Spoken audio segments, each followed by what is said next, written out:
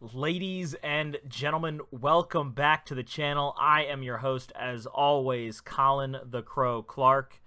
And today we're going to continue the last of the final two videos of my Horde series for Gears 5 prior to the release this coming Thursday if you got a special edition or the Ultimate Game Pass. Today's video is about Sarah Connor herself. She's coming with that Terminator pack. She is packing a wallop and a punch with her. And you can tell she's probably learned a thing or two from that T-1000 series Terminator because she is one hell of an exterminator on the field of battle. As always, I'm going to start off with her ultimate ability.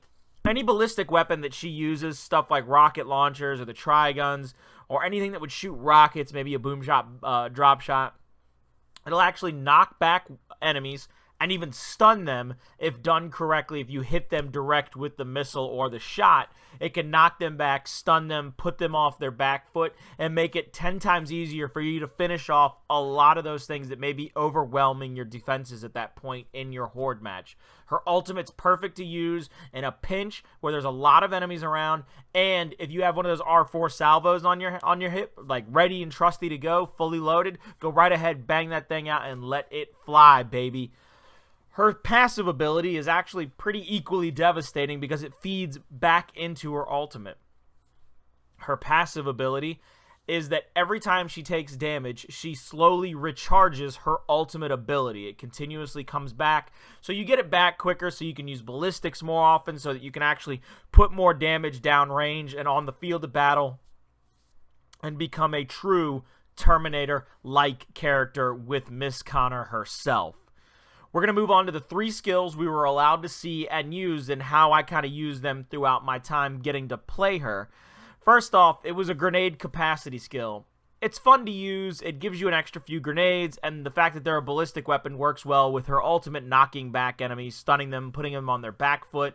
But it wasn't really the one that I loved the most or enjoyed the most. It was just more, I think it was fun to have a couple extra nades to your hip and you could just drop them off in those early spawns or even plant them when the waves were about to start. Try to guess where the mobs are going to spawn, get a few extra kills early on when there's not really many modifiers on them to make it easier early on in the game of Horde. Secondly, which was my card, the card I used the most when I did get to play Sarah Connor, was the launcher capacity or heavy preparations card.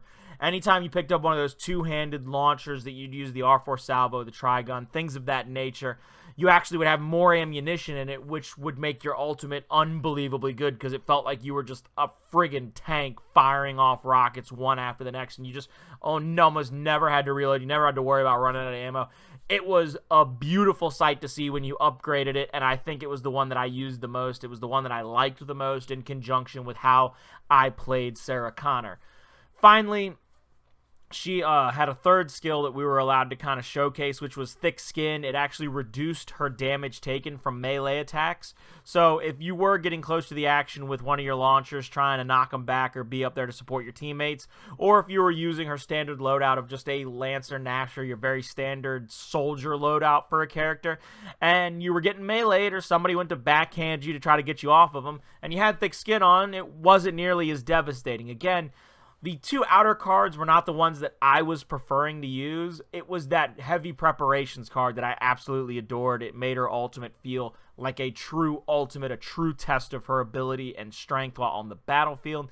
So if I was you, I'd start off with that card, maybe try out some different combinations, or when you unlock more cards for her or the ability to use more cards, go ahead and throw the other ones on. But I'd start out with that heavy preparations one. It's the easiest to get acclimated with her.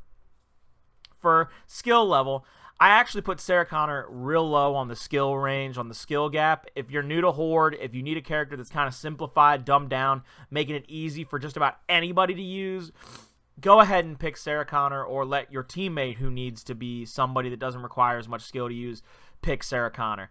She can stay on kind of the midline. She doesn't necessarily need to be way up front, and she doesn't necessarily need to be way in the back. She has a Lancer and an Asher. It's the easiest, most generic loadout you can ask for, and the fact that she needs to use heavy weaponry and heavy explosives just make her a machine when she does use her ultimates. All pun intended, since she's Sarah Connor and she comes from a world of machines.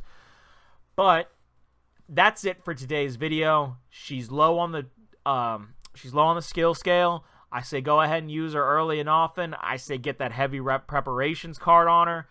But outside of that, we're going to conclude today's video with a quick reminder. The giveaway is on. I've hit my 100 subscribers, and my numbers are actually climbing since announcing the giveaway. If you're not already subbed to the channel and you want to be in the running for this, you got to sub to the channel for this Gears 5 Kate limited edition controller. And also, follow me on Twitter at Colin Crow Clark. I am your host. If there's anything you think I missed, leave it in the comments down below. If there's anything you want to talk about, leave it in the comments down below. And as always, have an amazing day.